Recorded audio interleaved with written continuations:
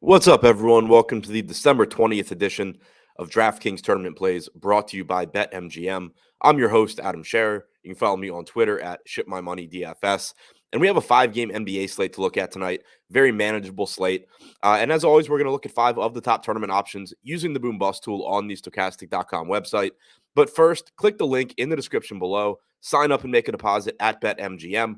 Place a real money wager of at least $10 and receive a risk-free first bet up to $1,000 in addition to 2 free months of Stokastic Plus Platinum. Be sure to click the link in the description below.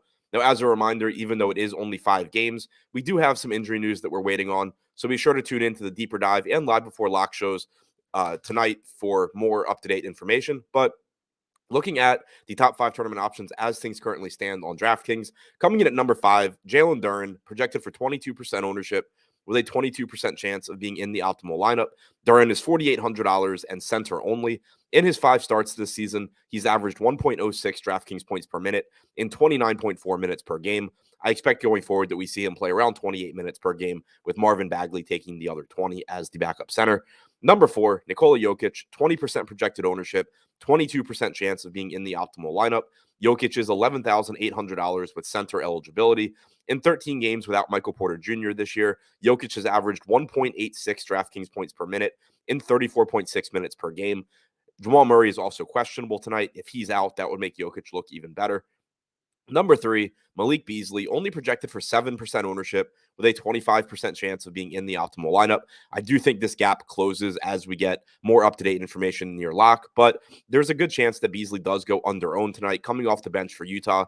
Kelly Olynyk is out once again, as is Colin Sexton. We saw Jared Vanderbilt and Walker Kessler start alongside each other last night, but Beasley still played about 15 to 16 minutes in the first half. The game ended up being a blowout, so we didn't get to see the Utah closing lineup, but there's a very good chance that Beasley cracks that closing lineup and ends up playing around 30 minutes tonight. He's likely to go a bit underlooked at 55, or a bit overlooked rather, at $5,500 with shooting guard and small forward eligibility. Beasley has averaged 0.88 DraftKings points per minute this season.